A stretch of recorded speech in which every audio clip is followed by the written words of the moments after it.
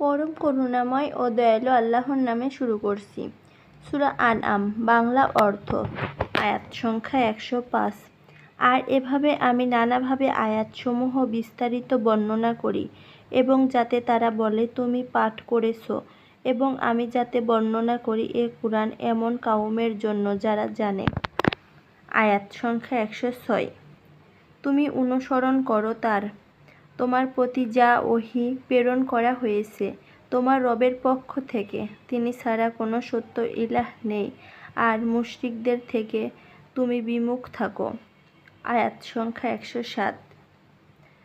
আর যদি আল্লাহ চাইতেন তারা শিরক করত না, এবং আমি তোমাকে তাদের ওপর হেফাজতকারী বানাইনি, আর তুমি তাদের ওপর তত্ত্বাবধায়ক নও। আয়াত সংখ্যা ১০৮। আর তোমরা তাদেরকে গালমন্দ করো না আল্লাহ ছাড়া যাদেরকে তারা ডাকে, ফলে তারা গালমন্দ করবে আল্লাহকে শত্রুতা পোষণ করে অজ্ঞতাবশত। এভাবেই আমি প্রত্যেক উম্মতের জন্য তাদের কর্ম সুশোভিত করে দিয়েছি, তারপর তাদের রবের কাছে তাদের প্রত্যাবর্তন। অতঃপর তিনি জানিয়ে দেবেন তাদেরকে যা তারা করত। আয়াত সংখ্যা ১০৯। আর তারা আল্লাহর নামে কঠিন কসম করেছে, যদি তাদের কাছে কোনো নিদর্শন আসে তবে তারা অবশ্যই তার প্রতি ঈমান আনবে। বলো, সমস্ত নিদর্শন তো কেবলমাত্র আল্লাহর কাছে, আর কিসে তোমাদের উপলব্ধি ঘটাবে যে যখন তা এসে যাবে তারা ঈমান আনবে না। আয়াত সংখ্যা ১১০। আর আমি তাদের অন্তর ও দৃষ্টিসমূহ পাল্টে দেব, যেমন তারা কুরআনের প্রতি প্রথমবার ঈমান আনেনি, এবং আমি তাদেরকে তাদের অবাধ্যতায় ঘুরপাক খাওয়া অবস্থায় ছেড়ে দেব।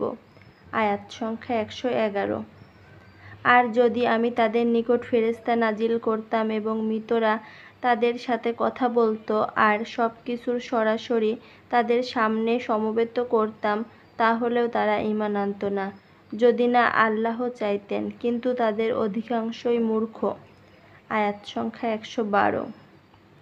আর এভাবে আমি প্রত্যেক নবীর শত্রু করেছি মানুষ ও জিনের মধ্য থেকে শয়তানদেরকে। তারা প্রতারণার উদ্দেশ্যে একে অপরকে চাকচিক্যপূর্ণ কথার কুমন্ত্রণা দেয়, এবং তোমার রব যদি চাইতেন তবে তারা তা করত না। সুতরাং তুমি তাদেরকে ও তারা যে মিথ্যা রটায় তা ত্যাগ করো। আয়াত সংখ্যা ১১৩।